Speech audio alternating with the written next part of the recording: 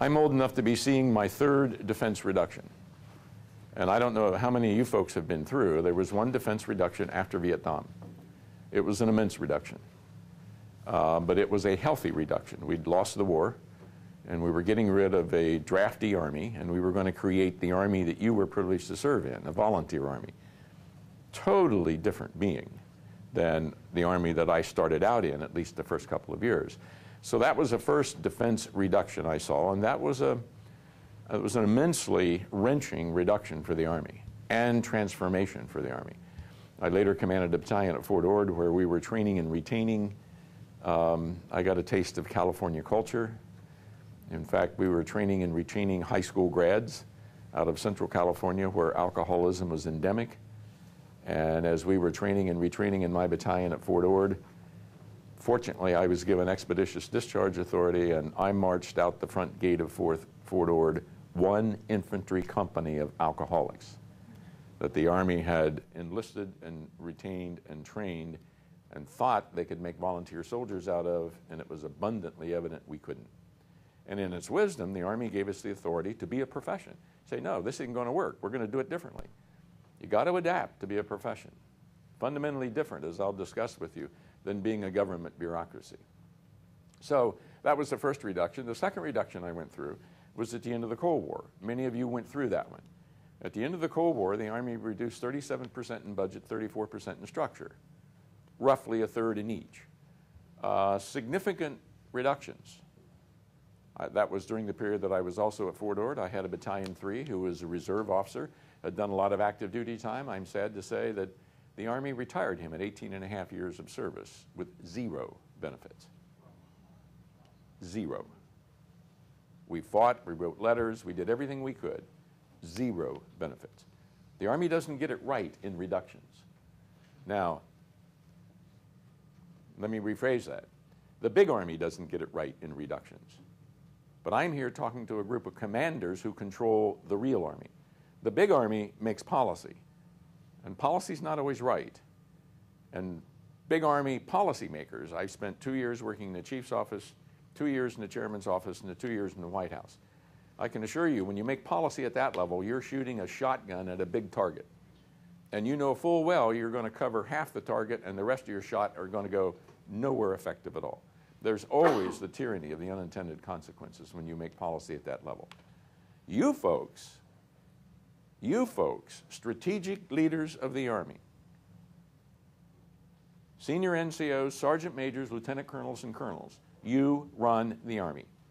And if you don't lead up and you don't push back and say that policy is a piece of crap and here's what it's producing, nobody up there is going to know what to do because they got to have the feedback. They aren't out there.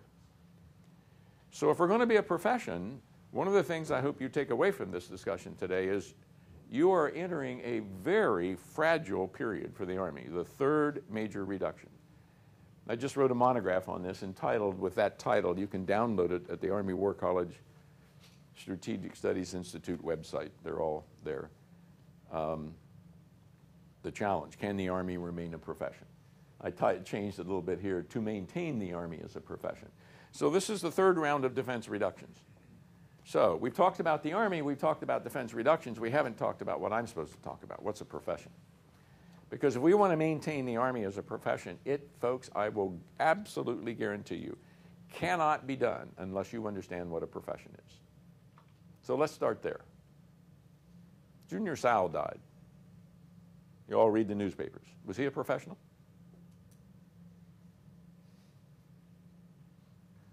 Well, I need a real answer. Not a bunch of head nodding. Was he a professional? Someone answer and tell me why. Someone. God, you're worse than cadets. Colonel Monzo. Professional football player. I don't know about anything else in his life, but certainly professional football player, which means that he collected a paycheck to do something that people wanted him to do. Okay, that is one conception. Is there an alternative conception? Sergeant Major. First Sergeant. Excuse me. The news was just saying that he was very active in his community in northern San Diego. The people in his neighborhood knew him, and he's very active in that sense. A generous man. did many good things, worked for the common good, but that's not my question. Was he a professional? Ma'am? I would disagree, sir. I think to be a professional, you have to have a code of ethics, an ethos, and I don't know that the Professional Football League has one of those. Yeah, Goodell has just kicked the linebacker, the Saints, out for a season because he was willing to put $10,000 of his own money on taking out Kurt Warner. Does that sound like that sounds like moral failure to me, just what your commander described. So who are these national football players? What's the right description for them? You'd call them tradesmen, sir, perhaps? That would be it's a trade. I'd call them very successful entertainers. They're entertainers. They're not professionals. They've taken the word professional and bastardized it and used it, just like the National or the Professional Basketball Association has taken it and used it. But that's not what it means to be a professional. So I'm going to have a dialogue with you today in this first hour on what does it mean to be a professional and how does the Army think about professionals. Because folks, if we can't get your head screwed on right, if you don't understand what it means to be a professional, then you are not prepared, either in your identity or in your motivation. Notice carefully how I said that. Either in your identity or your motivation. What do we know about identity and motivation in the Army? What do we know about developing leaders? What we know is that if we can create the right identity in the leader, we are 60 to 80% done in motivating them. And why is that? This is good leadership research. They're self-motivated? Absolutely. We got good people in the Army. How many soldiers do you know get up in the morning and say, I think I'll screw up today? Well, that should be one of your common thoughts as a commander and as a senior mentor. All of your people, by and large, want to do the right thing. And if we can create the right identity in them, then we can capture their self-motivation. We don't ever want to walk at cross purposes to the self-motivation of an American soldier. If we are, it's a leadership failure because you have failed to give them the right identity and to encourage them, sometimes with a boot in the butt, to accept that identity. And if that is their identity, then they're going to operate on it. So what's the identity of a professional?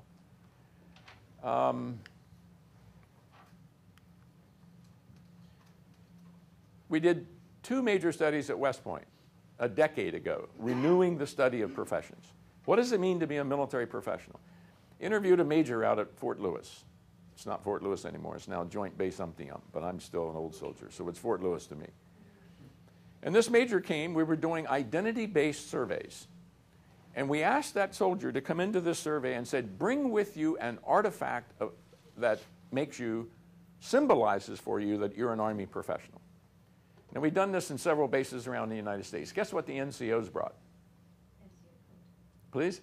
The NCO code. Some did. Smokey Bear hat. Beret in some cases. The NCOs got it. They knew what to do. But the officers, what did they bring?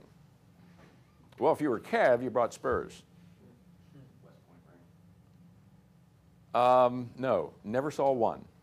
And I'm glad I didn't. We'll come back to that. And if I don't, you question me on it.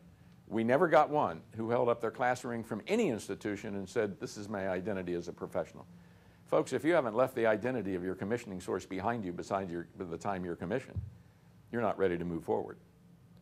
I mentored cadets for 15 years at West Point, and my biggest point to them was, when you go out these gates, you are Lieutenant so-and-so. That's it. You're no different than anybody else in any commissioning source, and you're certainly no better. What did the officers bring? So one of the officers who brought nothing, we challenged and said, why didn't you bring an artifact of a profession? Don't you consider yourself a professional? And she said, no, I'm not a professional. I'm a transportation planner in the Transportation Corps. I have a graduate degree from this universe in network transportation planning. And I'm going to resign in 6 months and go to work for Walmart because they're paying transportation planners a hell of a lot more money than the Army is. And oh, by the way, 2 of my peers have already gone there. No identity whatsoever as a professional. And yet she was an Army military logistical professional, and sadly, the Army had never helped her understand that. And so her motivation was to get outside the Army and go do what she wanted to do where she could do it. And that was her answer to our question. How can I be a professional if there's no profession? Sociologically, what is the answer to that question? You can't. Unless under very unique circumstances you were developed in a profession and then moved to an organization that is a mix, like many of your commands, of professionals and non-professionals. You have to deal with the issue in your commands that you have many sub-professions within professions. That's always a challenge. But what we're working on here today is the big profession, the Army profession. So how can I be a professional if there is no profession? Folks, it's very hard. So I've just given you your challenge. Leaders are the sine qua non of the Army as a profession. If Army leaders at every battalion and above do not make it a profession, it will be nothing but a government bureaucracy, and you'll have a bunch of job servers watching the clock. They might as well be in the Internal Revenue Service. They got a government job, they got a government paycheck, they got a government retirement. They might as well be in a transportation department. Now, folks, I'm not against bureaucracy and I'm not against governments, as long as it's small enough. But the military is a unique profession. So how do you lead at the battalion and the brigade level to create identity of profession in yourself and in your people? The chief was so concerned about this, the secretary is so concerned about it, the Army's been studying it for a year, and here's the first paper we published, a white paper on what it means for the Army to be a professional. But folks, we only scratched the surface in here for what it means for the individual to be professional. We're now rewriting this. General Ordinero has directed that there be a new ADP-1, the Army. It's getting a new chapter on the profession when I'm going to brief you on what will be in it, the new concepts. And then we're going to publish an ADRP-1. For the first time, the Army will have its own doctrine on what it means to be a profession. We have no place now. You can go in Army doctrine and find the doctrine of the Army as a profession. And I would submit to you, you have no place now. You can go find out what is the professional ethic. How do I think about it? What are the components of it? We got all these artifacts, but what is the ethic? Why do soldiers fight? And do the reasons that they fight therefore inform how they fight? That's the core of the ethic. And that storyline is published in here for the first time, and it's being refined and will be published in new doctrines. And I got to move along. Let's skip that. This just shows you some of the things that we've already published, a little pamphlet. This is General Cohn's chart, commander of TRADOC. All I wanted you to see is he views the profession as the large conceptual framework. Leader development is about developing professionals. Doctrine is about giving professionals expert knowledge. And we have to have learning and training concepts, and you embed that within your commands at the squad level. Kind of an integrating chart. Now let me speak to you as a professor for about 15 minutes. Let's go back now to junior SEO and a profession.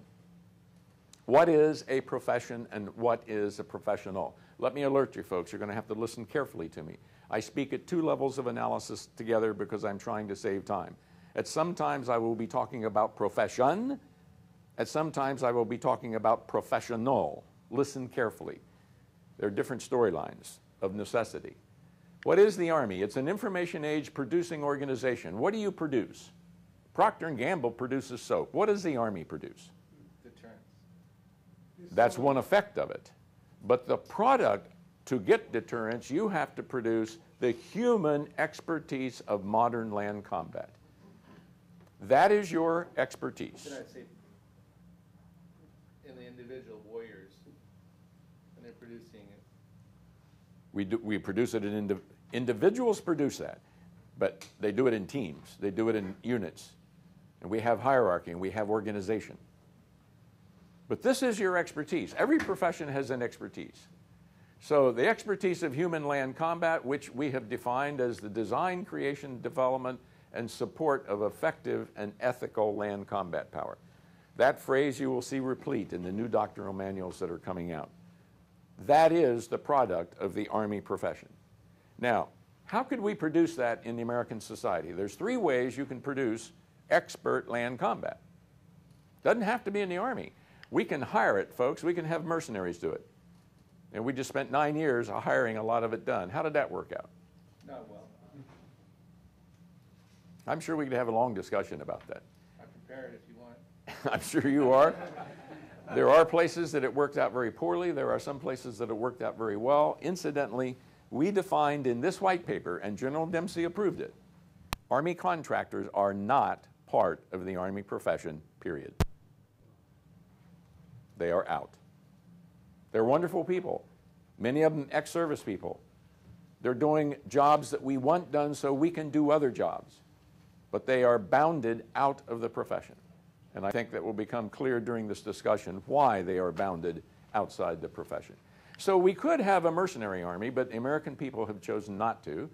We could have a bureaucracy. What is a bureaucracy? It's planned, supervised, predictable. The only measure of effectiveness is efficiency. Think of the Driver's License Bureau. Don't let your signature go over the line. But they put the licenses out, many of them every day. It's very repetitive. You don't have to think about it. Good bureaucracies are wonderful. We need them in America. Or we could have a profession. What is a profession? Now we're back to answering my original question. In sociological terms, a profession is it's a vocation, an organized group of workers who organize and control their own work. Notice that. Professionals have high degrees of autonomy. That's the importance of the Army's new Doctrine of Mission Command. We're finally documenting that aspect of identity and that aspect of operation.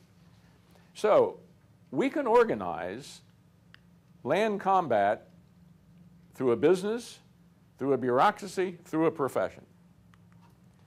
The Army has chosen, and the American people have chosen, to organize their Army as a government occupation, initially. Who's a historian in here? When was the Army founded? 1775. When? 1775? There wasn't even a republic then. Right. But you're correct. The Army was founded before the Republic. It was established by the the Continental Congress. We've had an Army longer than we've had a republic. And that's what it was. It was a government occupation. For fun one day, I got some old Revolutionary Army efficiency reports and read them to the cadets.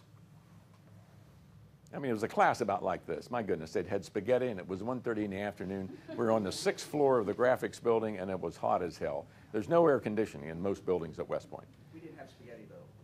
Yeah, you didn't have spaghetti, I so did Danish. I mean, you don't have an excuse. So anyway, I was going to read out of these efficiency reports, and some of them were just, most efficiency reports in those days were 1 sentence or 2 sentences. And there was one of them, private, and I forget the name. Most of the names were imported, folks. And of course, many of them had been grossly conscripted into the colonial militias. They didn't have much of a personnel system then, but a lout, comma. The next one was Sergeant so-and-so, comma. How did he get here? Another one was Sergeant, comma, only his mother could love him. I'm being a little bit facetious, but folks, we started out as a government occupation. There was no expert knowledge. You came in with the idea, you develop me. They only focused on routine situations. They were very closely supervised. They didn't develop a worldview. They externally imposed an ethic. They were there because they got a job in 3 squares, and that was it.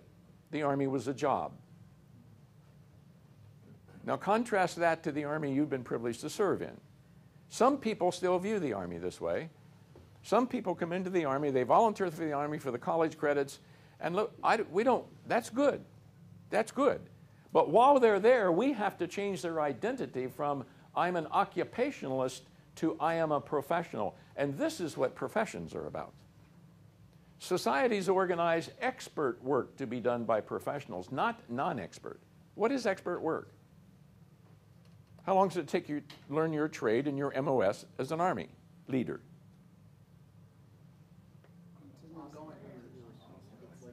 Your entire career. That's it. Are you done learning yet? No. I sure hope not. Lifelong learning is what a professional is about. Folks, I had a bout with cancer a couple of years ago. When I picked a surgeon, I asked him one question. How many of these surgeries have you done, and how many people came out with condition A and how many came out with condition B? Fortunately, he had just taken his state boards, reconfirmed his state boards, and he opened up his computer and showed me 608 surgeries. And I said, you're the man. Expert work. Learn experientially. 608 surgeries. That's who I trusted to do my surgery. Not someone who was just starting, if I got a choice. And fortunately, at that time, I did get a choice. Expert knowledge. They accept lifelong learning. They only work on new situations. Boy, when he opened me up, I did not want him thinking, my God, I've done 608 of these. I know what to do. Whack, whack, whack. I wanted him opening me up and saying, this is the first time I've ever seen this person. He has a different blood type, a different pharmacological history. He's got these other conditions that we have to consider. This is absolutely unique. Now I'm behaving as a professional. How often do you think that way in the morning? Or are they coming to work thinking, oh my God, we're going to do the same old crap we did yesterday? That's a function of leadership. You set the environment, they don't. You set the climate, they don't. So if it's going to be a professional environment and climate, what's the I'm going to come back to this. Practice by humans. We'll come back to that later. This is a critical point in your understanding of what it means to be a professional. I'll give you a whole chart on it. You serve with unlimited personal liability. I congratulate you on the quality of your memorial chart I saw coming up the steps. If we can't honor those who have given the ultimate, we're not much of a profession. Certainly not much of a martial profession or a military profession. There's only one measure of professional work: effectiveness. Folks, the American people have paid billions and billions of dollars for 10 years of war and didn't start bitching about it until the last 3. Money was not the issue. They wanted it won. When I was picking a surgeon, I wanted the cancer out.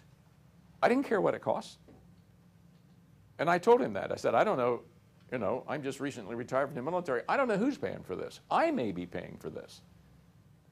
But I'll take my life savings because I know this cancer will kill me if you don't get it out. You've already told me that. Effectiveness. That is your only measure as a commander, if you're in the mindset and framework of a professional. Now, do we have to be efficient as public servants? Of course we do. But clearly secondary to effectiveness, and you need to make sure that your subordinates are free to operate that way and think that way. We do this in a trust relationship with the client. I won't bore you with the sociology, but in the business world, the Latin term is buyer beware. The Latin term in the professional world is the let the taker trust us. This goes all the way back to the formation of the guilds in the early days of professions. Professions knew they had to earn the trust of the client, so the client would then give them the autonomy to develop their expert knowledge and develop their expert practice. That autonomy is not granted elsewhere. Incidentally, folks, once a profession, always a profession? Not so. What happened after the Enron scandals? How many accountants in here? What happened after the Enron scandals?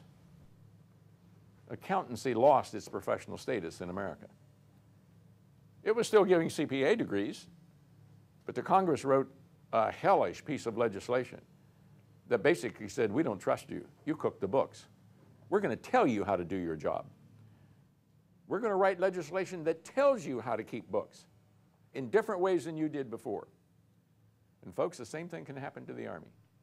Fact is, it did happen to the Army, and I lived through it, and some of you did too. How many remember the sex scandal at Aberdeen Proving Ground? Captains and sergeants using female AIT students as sex slaves. And what did the Congress do? In the next authorization bill, they told you how to do basic training. So when I was on active duty at Fort Hood, I had a PFC that was inappropriate, that was tagged with part of that scandal, that hung himself with bootlace behind his third floor, and I did the funeral down Rock. Navy had tail hook. Folks, all moral failure doesn't occur in war. The crucible of war produces more moral failure. But we have plenty of examples of moral failure in the Army and leadership failures right in our training establishments. So what happens when the client loses the trust of the profession? They simply give you the back of the hand and withdraw the autonomy. And the Army had to earn the right to go back to Congress in a few years and do basic training the way the Army wanted to, because we had lost their confidence to do that.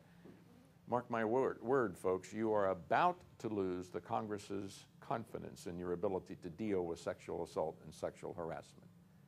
And they have legislation already written that if they pass, you are not going to like, because it will treat you with the back of the hand. They've given you 6 years to clear it up, and you haven't cleared it up. I don't know if they'll prevail in this session or not, but they're certainly trying. Lastly, what are the other major points to a profession? Uh-oh. Now I hit the wrong button. Hit it again? Thank you. What happened to my little, there it is. Professions have an ethos. Occupations don't have one. It's imposed from on high, centrally. Professionals work for the intrinsic motivation. Occupationalists work for extrinsic. What are the intrinsic motivations of your soldiers? That's one. Duty and honor. Their own honor as a soldier. What else? Obligation to the team. Please? Obligation to the team as a whole. Absolutely. Obligations to other soldiers. The interpersonal intrinsic motivator. Are your soldiers now motivated intrinsically or extrinsically? As a commander, you need to know that. There are ways you can determine that. There are survey instruments that will tell you that. It's key to understanding the climate within which you're operating. If they're motivated extrinsically, they're occupationalists and they got a job. We want them over here. This is what it means to be a profession.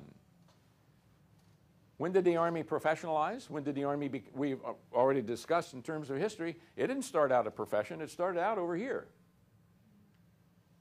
Short answer, the officer corps was professionalized after the Civil War.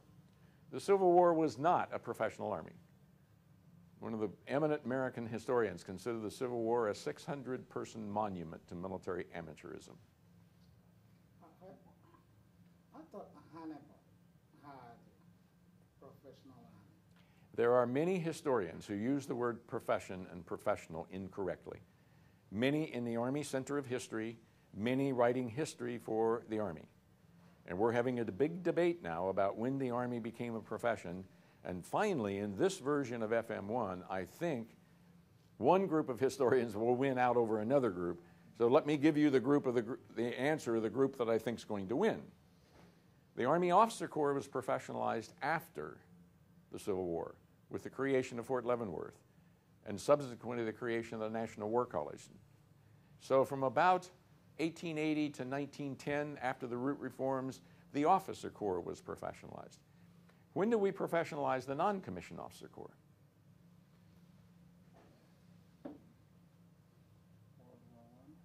After Vietnam.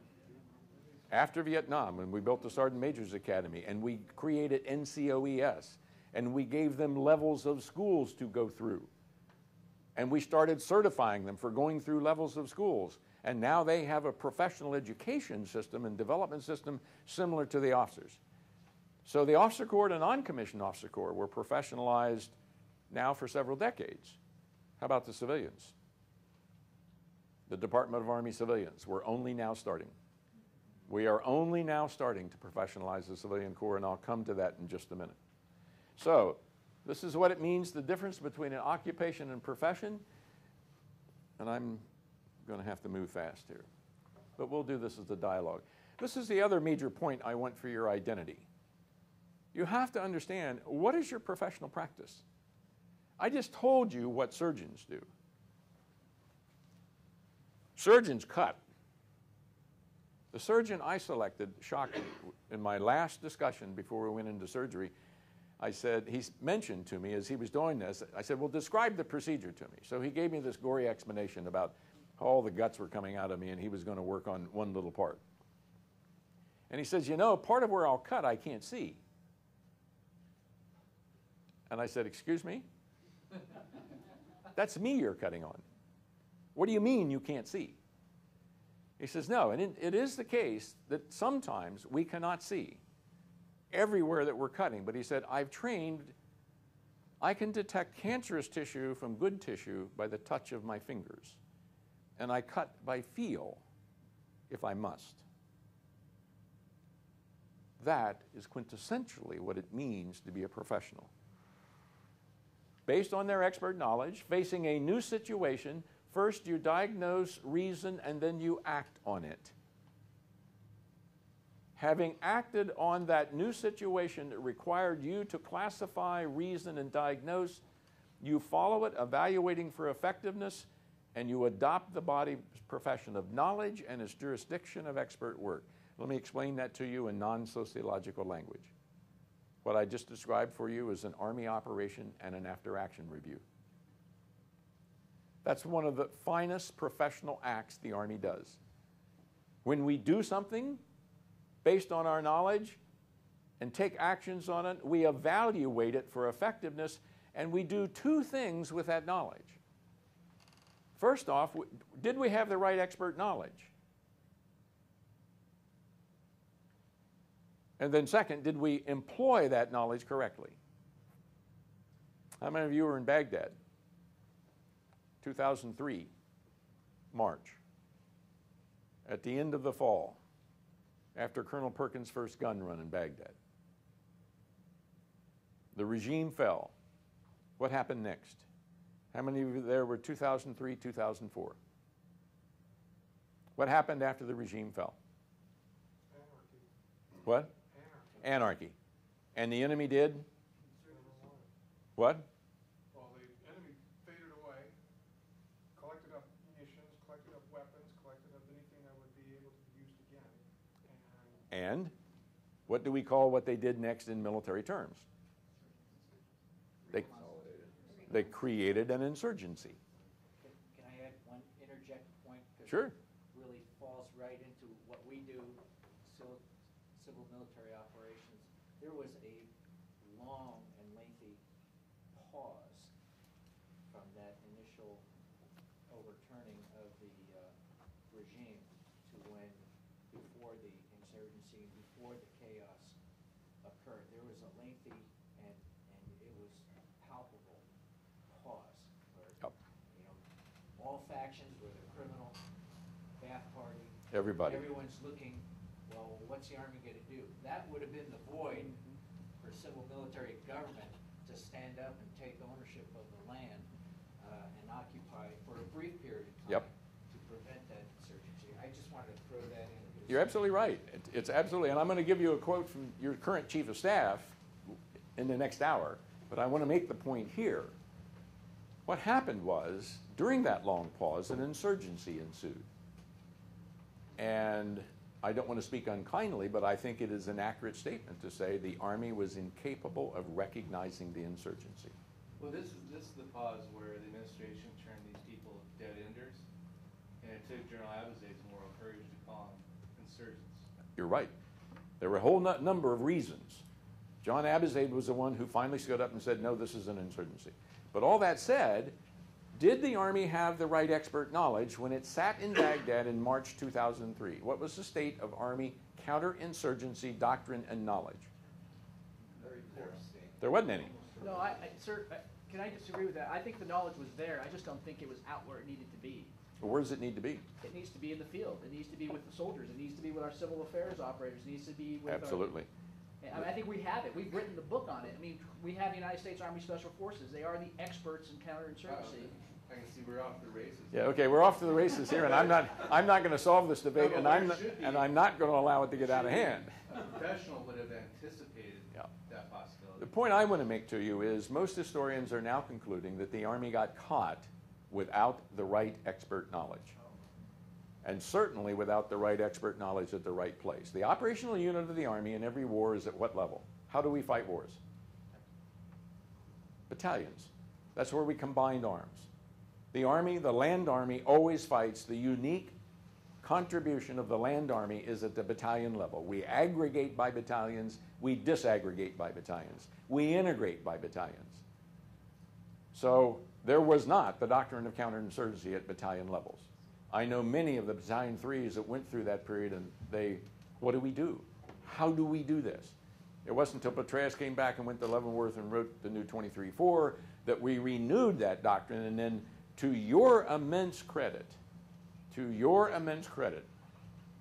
a little over 2 years later, we had not only created the expert knowledge, we had built the expert practice. So you do this, and the practice then, and this is a point I want you to remember. What is the practice of a military professional? The repetitive exercise of discretionary judgments. When you're deployed, how many times a day do you make a discretionary judgment, nobody looking over your shoulder? You have autonomy to decide. How many times a day? Some days you can't count them. Some days they're coming so fast you're saying, I don't need any more. My head hurts. If your deployments were like mine. As a company commander, every now and then I would just kind of say, can't we pull off to the side out of this fight for about 2 days and just not be here? But no, you can't do that. This is one of the greatest things that come out of this study. You need to understand what it is to be a military professional. I don't care what your MOS is. To be a military professional is to repetitively exercise discretionary judgments. Mission command. Now let me give you the second half of the definition that's not on the chart. Somebody tell me how many of those judgments you make in a day's time have zero moral content in them. They're amoral decisions. Name one.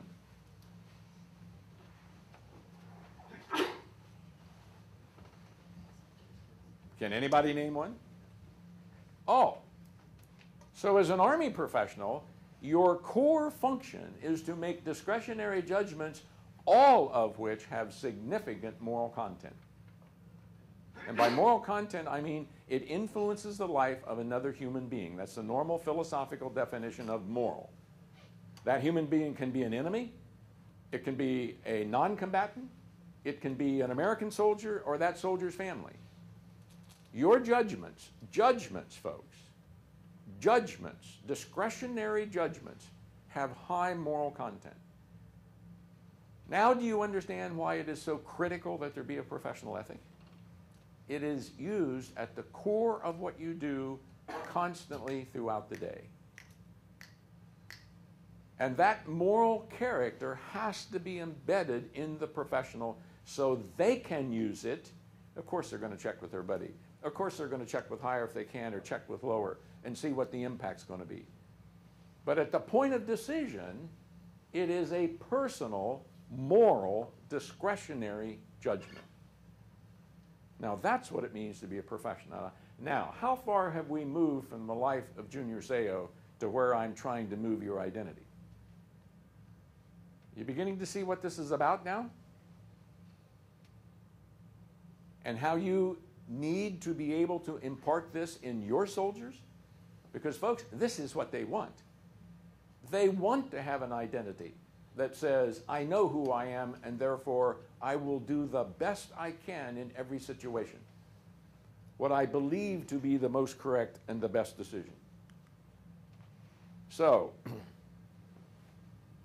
I got 5 minutes left on this hour. Sir, you have all the time you need. No, but I don't want to wear out the audience, and I want to get to the point that there's dialogue. Let me cover 3 more things for you very quickly because they're abstract and they're going to appear in new doctrine. The principal points I wanted to make to you, I've made. What is a professional? How do you think about professions? And what is the practice of the professional? And what I've just given you is your leader development challenge. Every one of you who are commanders, supervisors, mentors, those 3 points is what you need to develop into Army soldiers and Army leaders if they're going to be professionals. Now, we've spent a year studying this. After we wrote this white paper, we surveyed 42,000 soldiers around the Army. We interviewed 20-some thousand. And we had this giant study through the community of practice. Every cohort in the Army was on the study group. Officers, non-commissioned officers, warrant officers, senior enlisted, junior enlisted in AIT, Army senior civilians, and Army junior civilians. Immense community of practice. And we came up with some conceptions for how to think about the Army that are now going to be written in the new doctrine, and you'll see come out in the next couple of years. And folks, this is all new. The Army has no doctrine on what it means for the Army to be a profession. It's not written anywhere except in one chapter of the old FM1 that was last updated under Chief of Staff Schoolmaker. Casey never updated it. Ordinaro it now is. One chapter in one manual. And yet, we must be a profession. So here's what we've decided is, if the Army is going to be a profession, first, you have to build it on trust with the American people. And that's only earned if the Army internally, its internal operating principle is we must be trustworthy. Trustworthy in what? Trustworthy in 4 things. We'll always have the right military expertise. Notice, we'll always have the right expertise to use when the American people call on us to use it. We don't get to pick. If the American people want stability ops done, it's our responsibility to have stability ops doctrine, not to say we don't do Windows. I mean, that's just not the way the Army is a subordinate profession in the Republic. So we'll always be trustworthy in our expertise. We'll be trustworthy in our winning spirit. We will be trustworthy in our ethic and living and serving honorably. And we will be trustworthy, and this is the hard one, and now you know why I'm talking about maintaining the profession during periods of reductions. What happens to the Army when you go through a period of reductions, historically? What kind of pressures drive the Army? Do more with less? Centralize? Micromanage? What? Zero defects. Zero defects. Folks, in the literature, those are known as bureaucratic tendencies. The Army starts behaving like a bureaucracy and not like a profession. And who can stop that from happening? Senior NCOs, sergeant majors, lieutenant colonels, and colonels. You.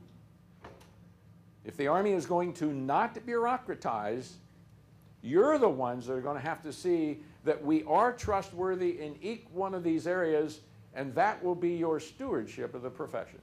Stewardship is what moves the profession as a profession through time. Now, we have ebbs and flows in our state of profession. Incidentally, you'll notice one word I have not used all morning. What word is missing from my vocabulary? Professionalism. I do not use it because it does not communicate. If I talk to you about the professionalism of your unit, you have in your mind one conception of what that means, and I have another, and we'll talk like this. So I don't use the word. We don't write it in any doctrine. There's so many different ways to measure different components of it that it just doesn't communicate. There are 2 nouns. There are professions, and in professions, there are professionals. And if those professionals behave as professionals, and if the institution behaves as a profession, then it will have expert knowledge. It will have esprit de corps. It will have an ethic which is self-policed in a meritocratic structure. I'll come to that later. And you will steward the profession over time, and you will earn the trust of the American people.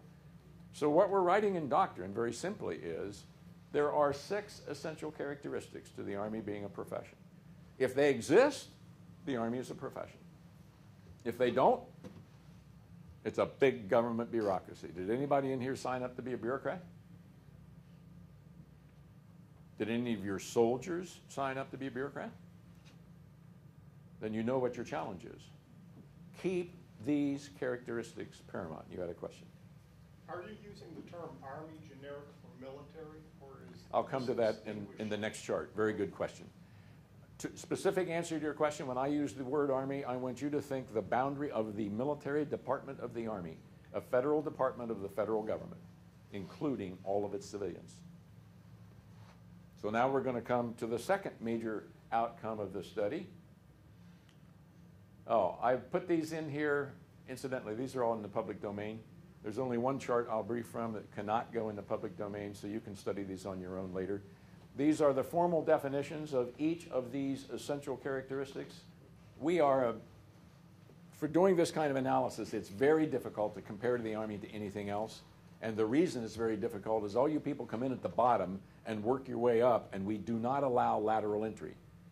So we socialize only internally. The labor economists call us a captured labor market in that sense. And so when you start doing comparisons between the military profession and other vocations in America, you're going to get some immense difference. First, because they're all self-selected, and second, because we do not allow lateral entry. We don't get to freshen the pool every 2 or 3 years. And we might debate whether that's a good idea or not, but in fact, that's how we operate. Did that? Part of an issue? Yes. Please. Part of an issue with reservists in the regular Army too, where you bring a lot of different skill sets and they're not always well received. Well, I think you folks in the reservists are part of the, you're the richest part of the Army, Well, frankly. Yeah, I do too, but I'm just saying. Now, what? Everybody in the room would say that. Yeah, and I'm not pandering to say that. I mean, that's been my experience. I've now got, in fact, as I'm going back for my 50th anniversary this year, so I've been working in the Army for 50 years now. But what you're talking about is a continental divide, a cultural continental divide that exists between the active and the reserve and the active and the guard. Sometimes we do it better than others. Other times we don't.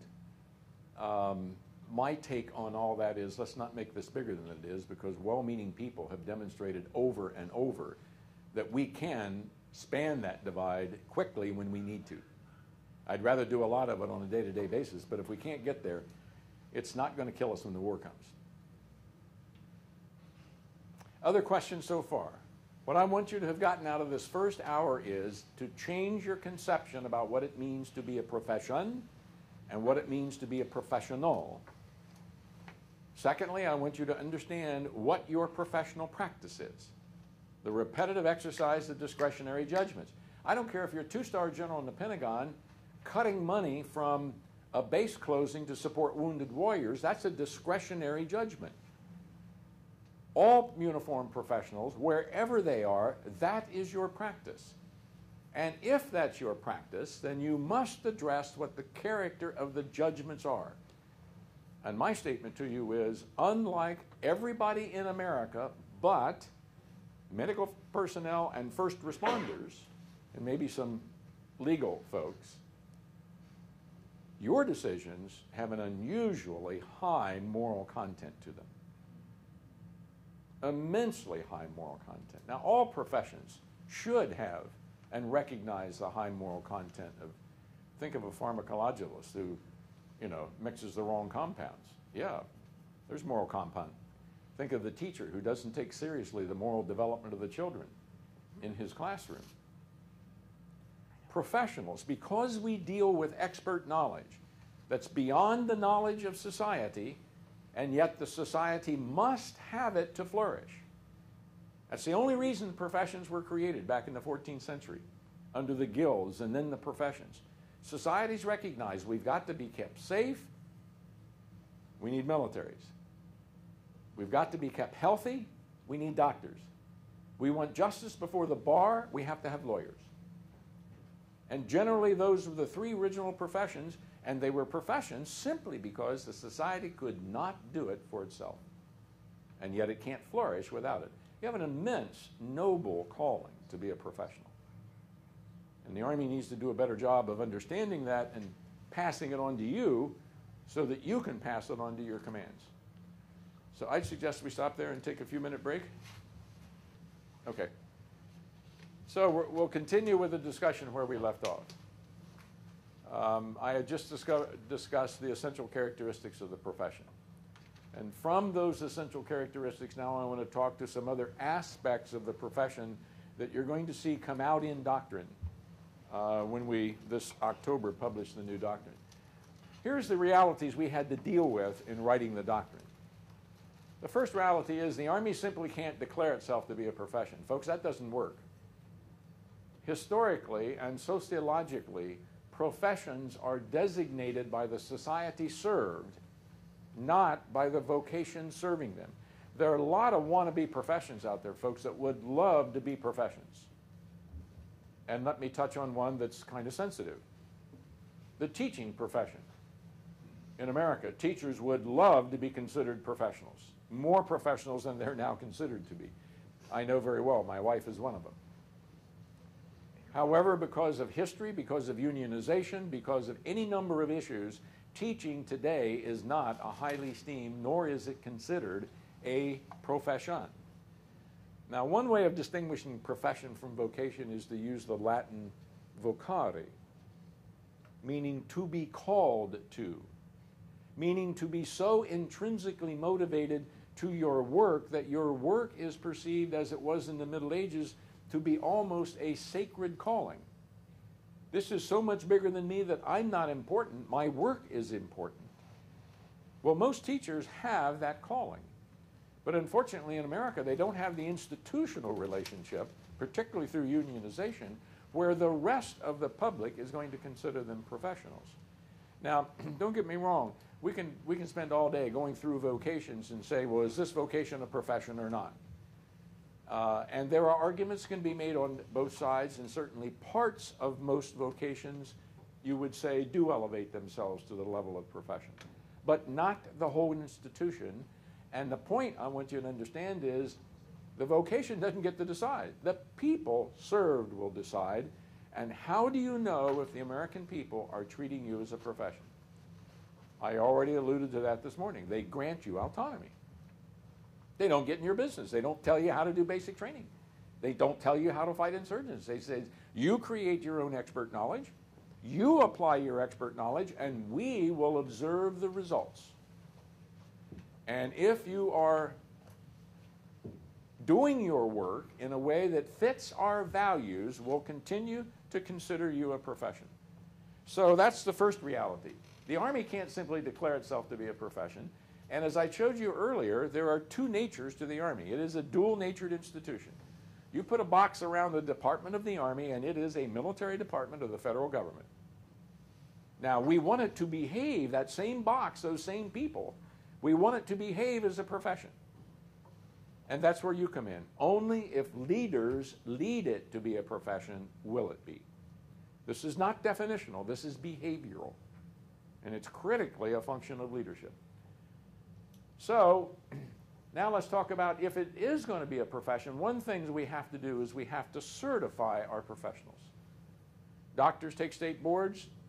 Teachers who are not considered a strong profession still have to be qualified. They have continuing ed requirements.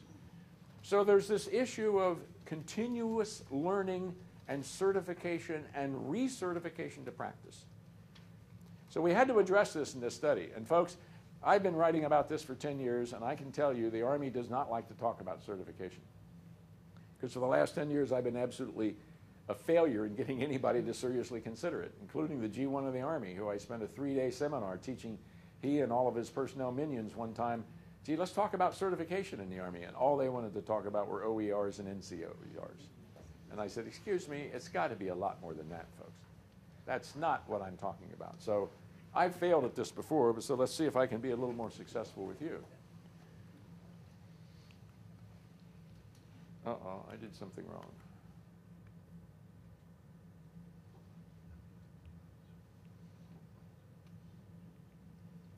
Whoa, I'm missing a chart. Okay, I'm missing a chart on certification. And why isn't in this slide deck?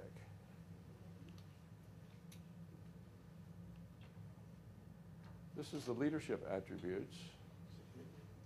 Go to your dry erase. Is it possibly hidden? No, it may be down below my backup slides, but let me just give it to you verbally. It's only one chart, and I can verbalize it. What we finally decided going through this study with the community of practice is that there are 3 unique areas in which we must certify Army professionals. The first is in their expert knowledge.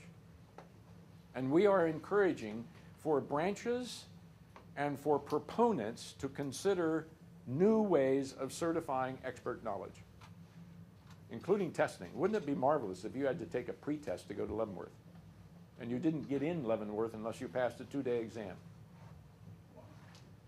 The Army did that. Our World War I leaders did not get to go to Leavenworth unless they passed a 2-day exam. Marshall sweated his. If you read his biography, he wasn't sure he had passed. So competence has to be an aspect of certification if you're going to be a profession. Sir, don't certain branches already do that? I come from aviation. And You got it. And we were required on all capacities Thank to you. be tested every year. You took my next point. We have branches that do that wonderfully now. Aviation being probably the greatest example. Aviation never gave up certification when the rest of the Army moved away from it. How has the Army historically certified its professionals? 2 ways. We do it through promotion. And what happened to that during the last 9 years of war? Gone. And we have plenty of survey data to show that the soldiers know it went to hell in a handbasket, and they are very frustrated with it.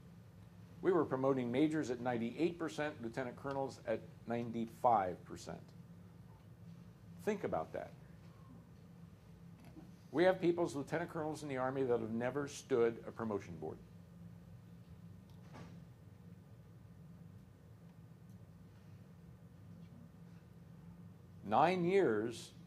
Never stood a real promotion board. If you got through at 95% and 98%, I don't consider that a real promotion board. Folks, we have not been calling the ranks of our leaders. And there was a necessity for that. We had to make manpower strings. General Ordinero has written about this. Casey has written about it. You cannot be a profession if you're routinely promoting your middle professionals at 95 and 98%. Remember, the ethic of the profession is meritocratic. Every advancement and every certification must be earned, not given. And what we got back in our surveys was that the junior soldiers and the junior NCOs are greatly upset that the leaders 1 level above them have been given too many promotions, and it's obvious when you watch them function. So, first way that we certify is through promotions. The second way is through professional education, through schooling. So historically, the Army has 2 means of certification. What we decided in this study were basically 2 conclusions. Both of those means have fallen on hard times. Such hard times that there were colonels in the Army who were waitlisted to go to the War College 3 times and never attended. And in one case came out on the brigadier's list. Oh, was that embarrassing for the Army? What do you think the Congressional Committee said about that? You call yourself a profession, you have your senior professional school, Mel 1 level, education level, and you want us to promote this person to brigadier who has never been to a war college. By the moral character of an officer, of a non-commissioned officer, of a junior soldier. The third criteria, and I'll come back to that, the third criteria is commitment. The 3 C's: competence, character, and commitment. And that's what we're asking the Army to build its new processes of certification around. Revitalizing the promotion system, revitalizing the education system, and adding to them testing and evaluation systems that do evaluate those 3 things. Now, commitment, I mentioned to you earlier the Latin vocare. Am I called to this? That's what we're looking for. We want people in the Army who view this as a calling, something more important than themselves. Not a job, not just a job. Everybody needs a job. I'm not speaking negatively of jobs. We want the primary motivation to be of calling. That my work is more important than I am. Notice, if your work is more important than you are, what's the chance you're going to become a careerist? It's kind of hard.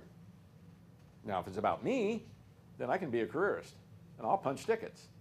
And I lived in that army, and it couldn't fight its way out of a paper bag, as we demonstrated in Vietnam. So how are we going to certify moral character and commitment? And that's one of the challenges that we're passing up from this study. And basically the answer we're giving them is, you already have wonderful ways to do that, and that's what you pay leaders to do. Leaders judge moral character, and leaders judge commitment by observing and evaluating people below them. And we're also recommending, probably falling on deaf ears, but we're also recommending that a vertical evaluation system is never going to get to this. We must go to 360 evaluations, real, official 360 evaluations, not just for training purposes. But that's a whole other issue that now I'm giving you some of the details of where we have finished the study, and we're now starting to pass up policy initiatives to the big green army, and some of them they're going to choke on some of them. We're pushing them on some of them pretty hard. But certification is the real issue. The Army has to establish and enforce its own certification for each professional. And these have to occur initially when you come in and at subsequent periods in your progression. Recertifications are the norm. And if we revitalize the promotion system, we'll be able to do that. Now let me go forward. We also adopted some of what we are learning and have already put it in the leadership manual. Old FM 622 is now going to be ADP 622, the Army doctrinal publication under the new format. And what we have added is, under the warrior ethos, we added a warrior/service ethos. We want more than a warrior ethos in the Army, because Department of Army civilians do not wear uniforms, and yet they're part of the profession. And we expect them to be as dedicated as we expect those in the profession of arms, the uniformed Army, to be dedicated. But doesn't that really vary with the civilian Yes. job? Yes. I mean, And the guy handing out the jock straps in the gym and basketballs is not the same as the you know, contracting equipment. that guy comes up in every class I lecture. That must be one of the most ubiquitous guys in the Army. Everywhere I go, he appears. Yes. So let me talk about the work that we did in putting the profession has a boundary around it, the Department of the Army. What we are arguing and what you'll see in new doctrine is that is the Army profession, and within the Army profession there are two components. The profession of arms, all you people who wear uniforms. Easy distinction: if you wear a uniform, you're in the profession of arms. If you do not wear a uniform, you're in the Army Civilian Corps, and they are a component of the Army profession. Now, are all of them professionals? No. The wage grades are not. The wage grades are unionized. But what do we want from the people in the wage grades? We want the aspiration for some of them to become professionals. And if they aspire to become professionals, then they will move up to the general grades and to the SES grades where they are professionals. So there is a progression. And remember, the Civilian Corps is not yet totally professionalized. Everybody knows that. This is one of the great challenges we have in the next 2 decades, is civilianize the Civilian Corps. Folks, if you think you're going to another war without the Civilian Corps, think again. That's been amply demonstrated, and there's not a leader in the Pentagon that disagrees with that. The fact is, we just wrote a white paper like that one we just wrote one for the Army Civilian Corps. Assistant Secretary Lamont just signed it out. The CG of TRADOC signed it 2 weeks ago. So there now is the same dialogue, the same study process for civilians. And yet everybody recognizes what you point out. They will never be fully, all of them, serving professionals. Many of them will remain in the category of aspiring professionals. And that's fine. The Army needs them too. Question. Well, how are you ever going to have some of these groups, these contractors or civilian aspiring to be professionals when? Now, wait a minute, contractors are not in the box. Well, because a lot of the. They're out. Because a lot of like the Department of State personnel, they sign like contracts to work there for a year, and serve, as a Department of State personnel. So they're only really working there for a year, and then they're going back to whatever job. So are we going to have, you're going to have aspiring to be employment? The Department of State people are not part of the Army profession. Remember the boundary of the Army profession, the Department of the Army. And the way you determine if you're part of that profession is who signs your paycheck. DFAS? Army? Then you're a part of the profession. State Department people, there's a whole debate about whether the State Department are professionals or not. I'm not being facetious. I'm not being facetious when I say that. They are a collection, rightly understood. The State Department is a collection of professionals, most of whom were professionalized before they came into the State Department and bring their professional expertise with them. The CEW was, I think, what he was also kind of referred to, was the expeditionary workforce that signs contracts and comes over and works for the Army. I think we had a few issues with it. Yes, and those folks, unless I'm mistaken, those folks are contractors. And we do not consider contractors, either in the States or overseas, as part of the Army profession. Why? Well, first is a legal reason. They're not controlled by UCMJ. And second is an ethical reason. They do not have to ascribe to our ethics. You have to ascribe to our ethics. You are morally bound to do so. If you haven't done that, you should have resigned a long time ago. That resolution between can I abide by the Army's ethic, that should have been resolved by before you were a captain. So, yeah, I understand, folks. This is a little contentious. This is what happens when you peel back the onion and you get serious about, is the Army going to be a profession or not? So, two components. Profession of arms, everybody that wears a uniform, the Army Civilian Corps, and we'll recognize that the Army Civilian Corps is still being professionalized. It's got a long way to go. When does someone become a profession? When they raise their right hand and take an oath. And they are aspiring professionals at that point. They have not been certified. Once they have their first certification, then they're a serving professional. And my final question on this subject is, what am I? Am I an Army professional? I would say yes. Why? Given your history and your current position as a professor in the academy and your positions that you've served in, you're certified through your education, you're certified through the Army. As an Army officer, you're always an Army officer until you die. You carry that with you past retirement. Now you're speaking like a Marine. Yeah, absolutely. But legally, that's an accurate depiction. But now let me push back just a little bit. When my name moved from the active duty role to the retired role, I could no longer put on green tabs and I can no longer lead America's sons and daughters in combat. So am I a professional? You're a DA civilian, correct? Are you part of the soldier paycheck? Yes, I'm part of the Army Civilian Corps. In that sense, yes. Okay, you got me. The answer is yes. But I was alluding more to the issue of, in the uniform sense, am I still a professional? I clearly am not, because I cannot practice the way I practiced before. I can't lead people in combat. But you are subject to recall, correct? But he's not, he's not currently practicing. He's retired. At age 72, I'm not sure they want me. But that's their choice. Recall's a different issue. Yeah, it is. It is a different issue. But the point I want to make out of this discussion, and you're all right, and you've already broken the code, what we are writing in Army doctrine is that you come into the Army when you take your oath, you're an aspiring professional. When you're certified, you're a serving professional.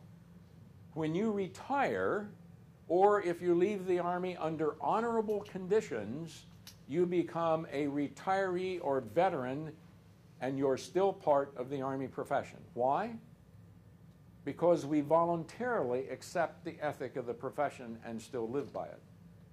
And more importantly, it's because we're influential for the profession in civil-military relations, which I'm going to talk about next. So we recommended, the 4 stars decided, they decided that, yes, the Army profession, and much like the Army family, does include individuals who are retired or honorably discharged as long as they're still living. So the profession is a large, in a sense, a large sociological entity. So we put in the leadership, we put in for the civilians, we've discussed that. We added discipline, mainly because of the survey data. I mean, and mainly because the non-commissioned officers have been leaning on the study group. Once they saw the survey data, this told the non-commissioned officers empirically what they knew in their minds, what they'd seen in their commands, that some standards have slipped, and there is a necessity to reestablish and to abide by some standards that we're going to need in garrison that we did not emphasize for the last 9 years overseas. Training management, supply discipline, et cetera, et cetera. You had a point. I have a question back to your previous point. By clarifying that definition, are you now putting more of a burden or trying to put some type of legal framework on those retired professionals or generals who, No. We discussed that. Okay.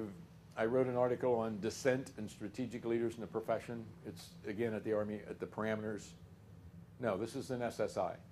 No, this is not an attempt to corral and to impose a behavior on retired officers, particularly the talking heads on television. And I won't say any more about that, but there is, there are obvious and have been obvious tensions there. No, we're relying on veterans and retirees to abide by the norms of the Army by their own volition, because they choose to. Builds trust. You can see where that come from. Leaders must be trust builders, and what you must develop in these other 2 essential attributes, the winning spirit and the concepts of stewardship. Now notice, stop and think about this, folks. Before we did this study, nothing in red up there was in Army doctrine on leadership. We were missing some pretty important things that have now been added and will continue to be added.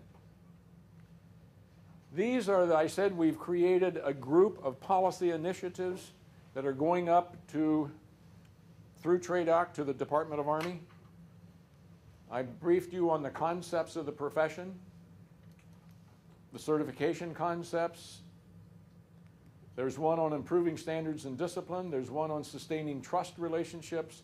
Obviously, all of this Army profession study will eventually feed into the leader development process for the Army of 2020.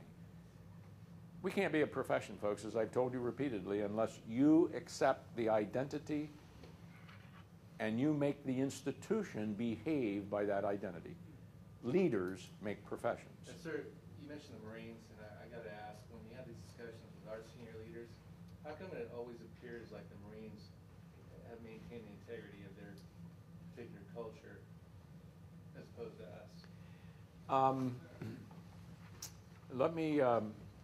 Let me answer that by simply pointing to General Amos's statements the last 3 weeks. They are in dire straits right now. They are as stressed and having as much difficulty abiding by their ethic as the Army has had.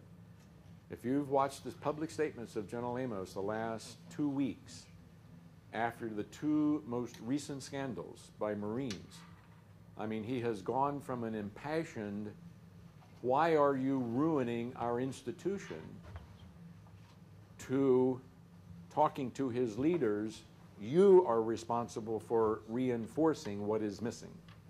So they're as stressed as we are after 9 years, and they're having cracks in their ethical armor and moral failure at an equally great rate as we are. And their leaders are just as concerned as ours are. And this is not, this is not to say, well, shame on them. We're all dealing with 9 years of war, folks. That's what this is about. It's time to relook. We're going to go through a reduction. Are we going to come out of that reduction of profession? Or are we going to let the pressure of 9 years of war force us into bureaucratic behaviors in which we come out of that transition and reduction as a big bureaucracy?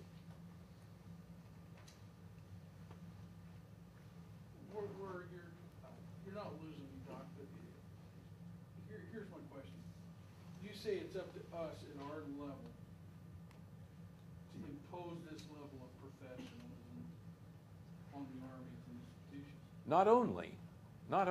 They got to do their job above you. They are the stewards. What I'm missing here is how are we to do that? I mean, other than our personal conduct and how we take care of our units and our soldiers and train them, et cetera, how is it that we convince the Army that things, the bureaucratic decisions sometimes that are made, are not good for us, or that they're causing us, You do it. profession more harm? You do it by a lot of moral courage and by leading up. And this is going to be very difficult in a period of transitions because the bureaucratic tendencies are going to be exactly the opposite. They're going to be to centralize and micromanage. And it's already started. Oh, I understand it started. We all know it started. Folks, you're going to get the lead. You thought you had difficulty leading during 9 years of war? You wait till you start leading during 5 years of reductions. Your leadership challenges in that sense are morphing into a significantly different set of leadership challenges. And that's hopefully what this campaign is helping the whole Army understand. Different sets of challenges if you're going to maintain the status of profession that you earned so brilliantly in the theater, now have to bring back to stateside and maintain it. Now you think this is going to be hard for you and confusing for you. How hard and confusing do you think it's going to be for your soldiers? Because they've never lived in a stateside army. Not the stateside army that you and I remember, and that it looks like we might be going to. One of the challenges that are very unique to this demographic is that we have TPUs that are, they live 90% of their lives in the world outside of the military, and so we live in somewhat of an entitled society. And so people have this philosophy that they're entitled. I enlisted in the Army, I joined the Army, I'm entitled to my position, paragraph, and line. And we have to shift away to where it's, you have to earn it. You have to earn the right to keep it. The core, and it's very difficult. The core of the ethic, the core of the culture, the professional culture we're trying to big, those 6 characteristics I described to you, the core is the ethic. This is what the ethic does. Protects the society from being exploited by you. That ethic distinguishes you from the rest of society.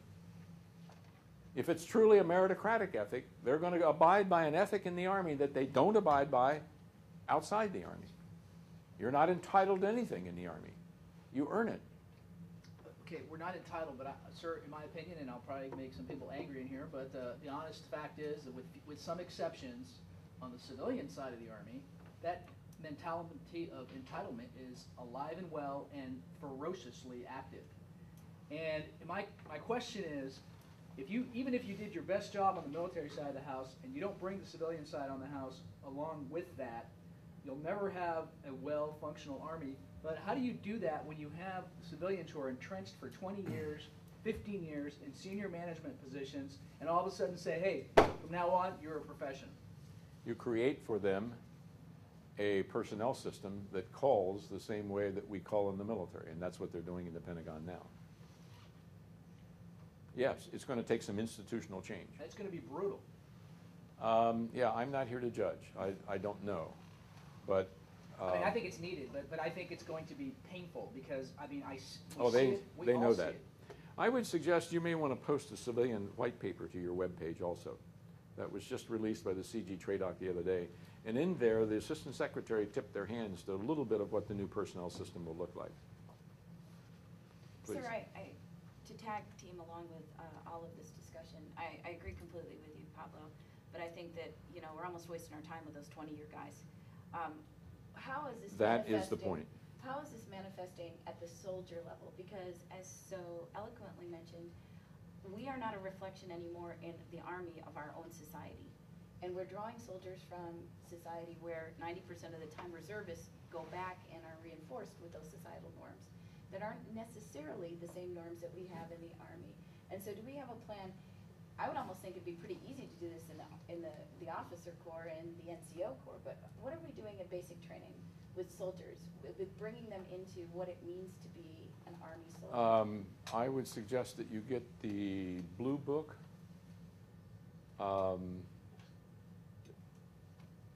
accessions command, individual training. Go to their website. Accessions command is being disestablished, but the initial entry training website, they have one of the finest developmental manuals I've seen anywhere in the Army entitled the Blue Book. It was just developed 2 years ago. There is more development in the Blue Book on moral character development than the Army's got in its own leadership doctrine. And do we have follow-ons for that, sir, that we can use at the unit level for our most junior When soldiers? Bill Kuiper gets here tomorrow, he'll talk to you about that and show you some of them. Oh, sir. That's what CAPE is doing. We've developed, I don't know how many so far, 6 or 8 separate CDs that are developed explicitly for training in moral character and issues at the unit and battalion level. Sir, I want to get your thoughts on how is, for our enlisted soldiers, when I think about our enlisted soldiers, the first thing I think of is our junior soldiers, our contracts.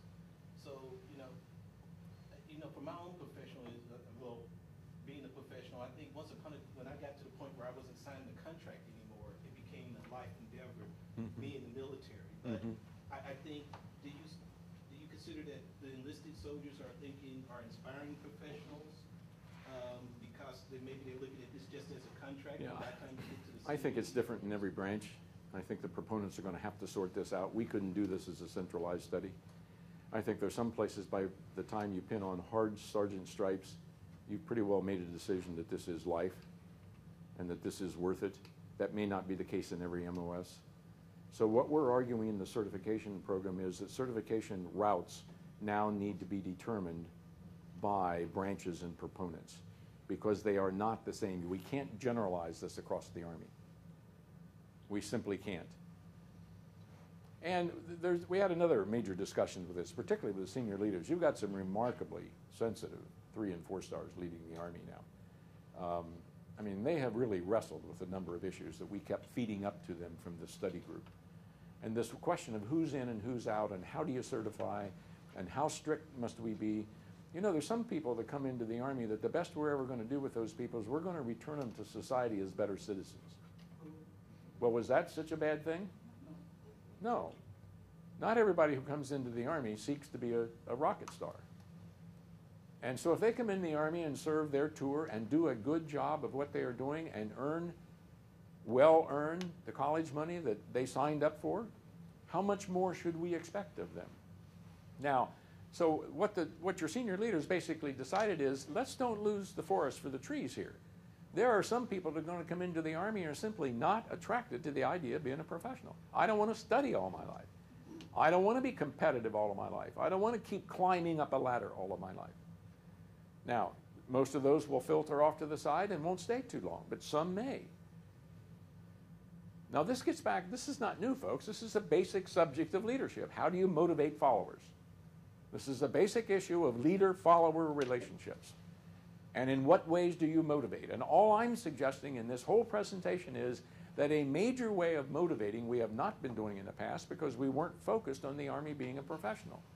And once we now understand this, the Army being a profession and them being professionals, you have another avenue in which to motivate people and to model the motivation for them. I mean, let's go back to basics, folks. What's the single rule of leadership? There's only one. You can't lead anybody else until you can lead yourself. All behavioral theories of leadership are based on that premise. You can't lead anybody else until you can lead yourself. Parents know that. So if you're going to be a leader, then you have to accept that you are a professional, understand that, and model that in ways that they see and say, I want to be like her. That's one of the most effective forms of leadership. So, let me go to the ethic a little bit. Yeah, I got just enough time. What does the ethic do? Internal guidance, both for the individual and for the institutional. This is what it looks like. Where does our ethic come from? The ethos of the Army. First, it comes from the functional imperatives of the profession. You have to defend those. You are the senior professionals. Even folks above you have to defend those. Sometimes we have a difficult time defending those because we don't do enough research to defend them. For instance, one of the functional imperatives of the profession is we can't have corpulent people in the Army. Fat armies don't move well. Fat armies get exhausted. So we have standards for weight. There are functional imperatives to being in a martial profession. You have to determine what those imperatives are, and your profession has to articulate them to the Congress, or the Congress will never get it. Now, some people would maintain that over here, under national culture and values and beliefs, as they impose upon us the role of women, gays in the military, pick one, as the nation imposes upon our culture, we have to, as professionals, understand who we are and what we need and push back on it so that the profession remains effective. If you cannot make the argument that effectiveness is impaired, then the American people are going to tell you what the Army should be.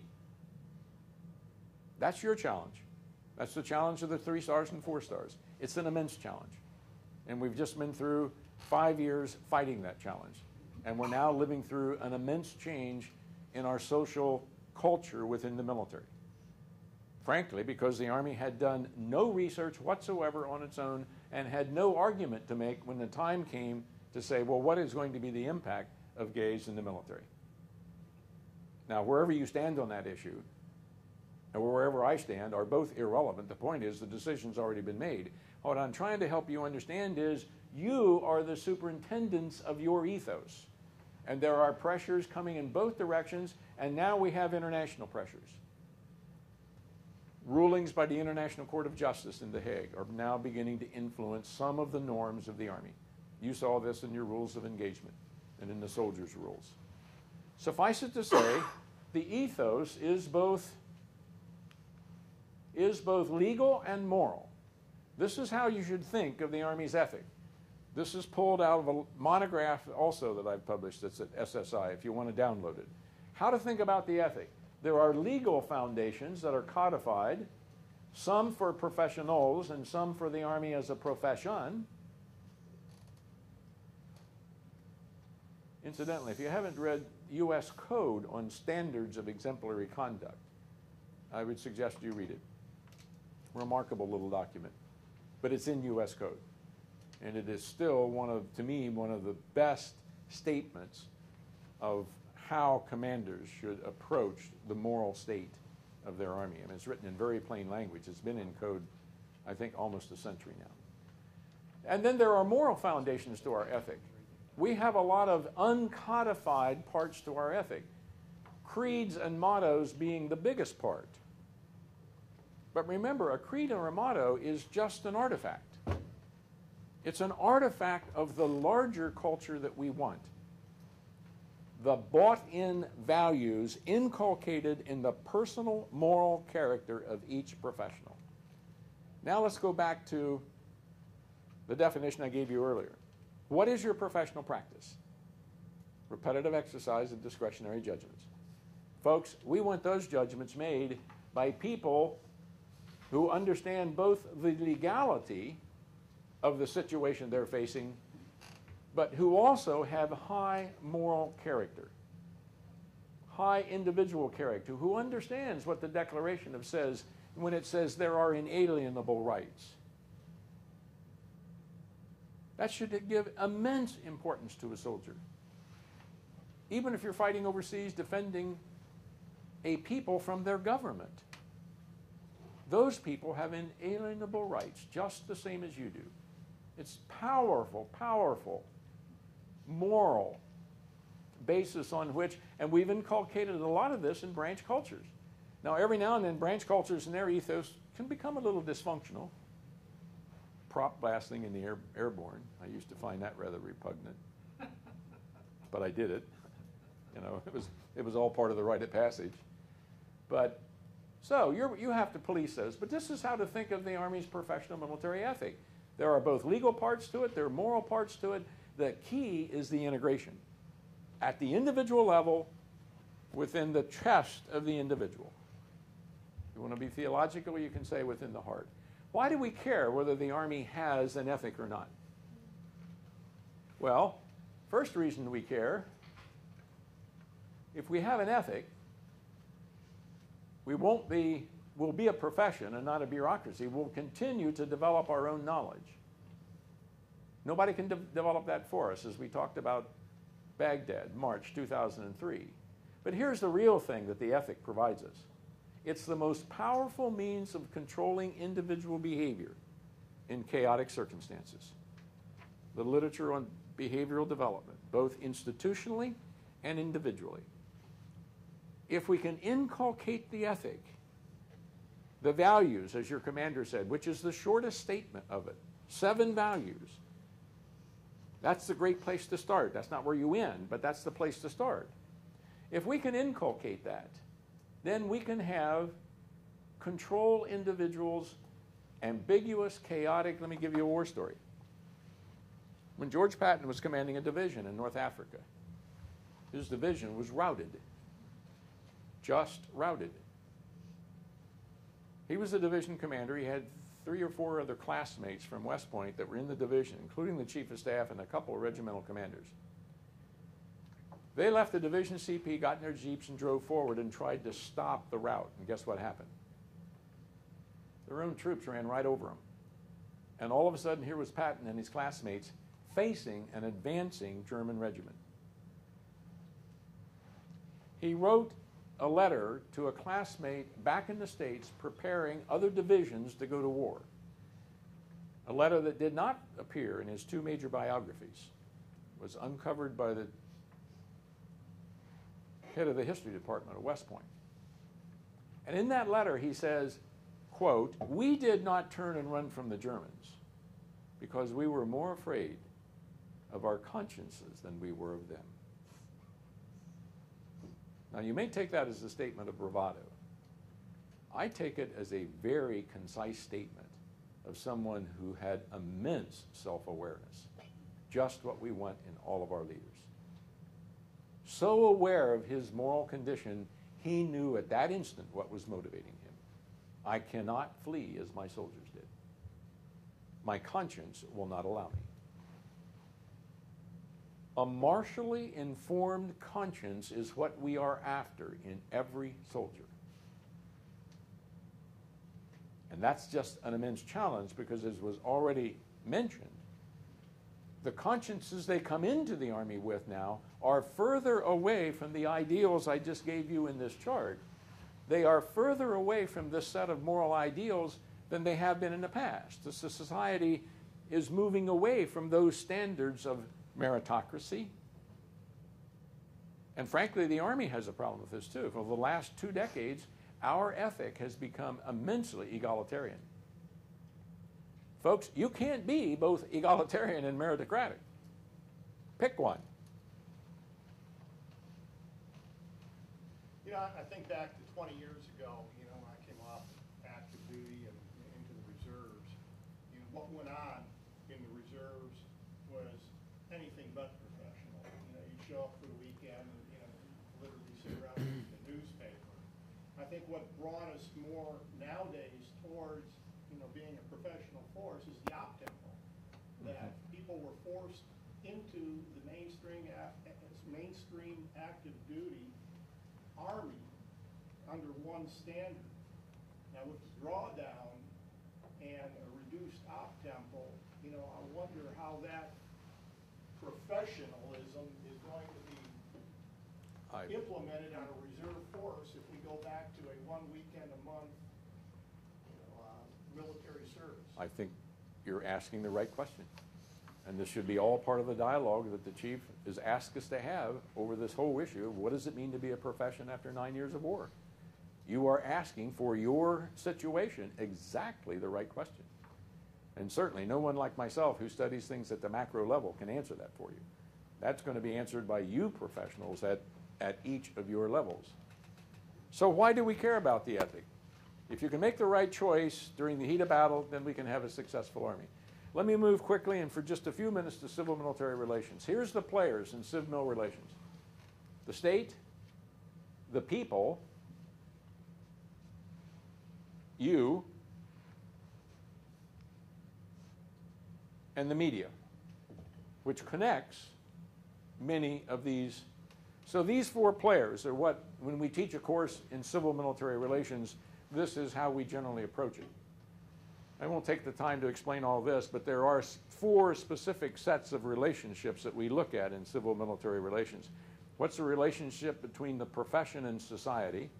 Here's the profession up here. It's a subset of the American society. People volunteer to go in. What's the state of that relationship? Well, as your commander pointed out in the introduction, you're doing quite well. You can pick any poll in America today, and you are an esteemed group of people, higher than any other public institution. So that's one of the critical relationships. The other one that normally is critical is senior leaders to senior soldiers. This is the Petraeus and McChrystal to Obama relationship. The Gates and Petraeus relationship. The top level, what we write about and call civil-military relationships at the nexus of policymaking within the Department of Defense. I've seen it at that level. I've worked for 4 years at that level. And it's intensely powerful, one power play after another, most for good intentions, but it is a game of power. And of course, the civilians have the right to be wrong. I'll let that sink in. Under our Constitution, they earn the right to be wrong at the ballot box. I don't know of any four-star general who's ever stood election. So under our system of civil-military relations, they have earned the right to be wrong. So the challenge for our military leaders in this unique high-level nexus with the other American elites, their challenge is to make the case. They have to know the Army so well they can make the case. Their advice has to be so good, so compelling, and so candid that the civilians feel, I have to listen to that. Obviously, I get to decide, but I must consider what they're saying. That is the central challenge of being the subordinate member of the civil-military relationship in America. These are the things that they decide. And these are the major issues that civil-military relations will always, who controls the use of the military instrument? Now, we got a dysfunctional system right now because the Congress is supposed to determine and then the president is supposed to execute, but that doesn't work that way right now. Congress hadn't declared a war in so long that, we're basically living with an imperial executive, irrespective of party. The executive is basically controlling the instrument, and that really should be relooked, reconsidered. What level of influence by the military is acceptable in a liberal society? And how do you measure the influence of the military in a liberal society? Well, let's start with the size of the defense budget. How much should the nation devote to you? Throughout all the years of the Cold War, they devoted 8.4% of GDP. And went back up to that in this war. And now it looks like it's going down to 3 to 4%. You're going to have a big reduction. Is 3 to 4% sufficient intrusion into the other things that the nation needs to build? In other words, is the nation meriting security at the right level? Well, these are issues for civilian leaders to make, but the military advisors have to make the case for everything that you need. What's the appropriate role of the military? Should you do stability ops, or should you only fight wars?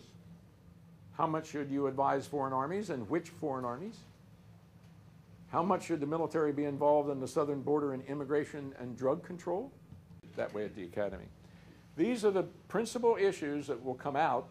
It's called a civ-mil bargain at any time. This is what those four people, the players I discussed with you earlier, will almost always be determining. Here are the issues for today. I think I've covered probably every one of these at some point in my lecture, but let's see. Control at the nexus, the bright lines. Is there an overlap? Who controls? It's pretty clear in this administration, civilian control prevails. Fortunately, you have been served by some remarkable secretaries of defense that facilitate that kind of civilian control. Here's the big issue. It's clear the Army is the bill payer, yet we've got personnel and military health care costs that are soaring, and we're even talking to our junior professionals about changing their retirement system. Some would say, whoa, wait a minute, you don't change retirement system midstream, you change retirement system for new people coming in at the bottom. Don't know yet. That's an issue to be decided on civil-military relations, but at this level, the big nexus has got some big issues to deal with. Now, our leaders dealing with American society, most of these issues, other than religious expression, have been now at least resolved for a while. Religious expression is still an immensely fluid issue within the military, with military commanders being sued right and left by activist groups, and now activist groups not just arguing against a particular religion, but now arguing in favor of the rights of atheists, et cetera, et cetera. So you can expect as commanders, and the Army can expect, one issue of civil-military relations to be the issue of religious expression, and that issue is not dampening at all. And then with respect to society, it's not clear yet how society is going to, obviously we talked about sexual assault. That one they're already very upset about. And it looks like they're becoming very upset at this. They're going to be asking the military profession, are you doing the best you can do for your wounded warriors? And the reason is that we have a new category of wounded warriors out of this war that we've never had before, the TBIs. We've had PTSD before, and we know a lot more about PTSD, but we don't know very much at all about TBI. And much of what we're learning about TBI is absolutely horrifying and frightening. The tenure, the time, the cost has not even been estimated if some of what we are learning is turning out to be true. And so I have a feeling, much as has already occurred in Europe, publics are going to turn to their military and say to them, we expect you to do better by these people. And oh, by the way, we're not giving you more money. So your senior leaders are going to have the very difficult problem of making resource trade-offs on new demands from society. And here's the issues that we've already talked about, and I think I've covered most of these. The ethic has been eroded in terms of standards, espoused values versus values in use. And then can we steward ourselves through this 5-year reduction and come out the other side still a profession as opposed to just a government bureaucracy? So this is a context in which to think about civil-military relations. I'm certainly not here to predict outcomes in any of these, rather to give you an understanding that when the civilians over here on this side, this is their job, vision, priorities, resources, major decisions, and oversight. This is what the military does: advice, subordination, requirements, capabilities, operations, and here's what's shared. So we're going to have to work on welfare of soldiers. We're going to have to work on resource allocation. We're going to have to work on accountability. Candidness are going to be sorely tested in the next 5 years. And there's the conclusion. Incidentally, Dick Betts, who wrote this quote,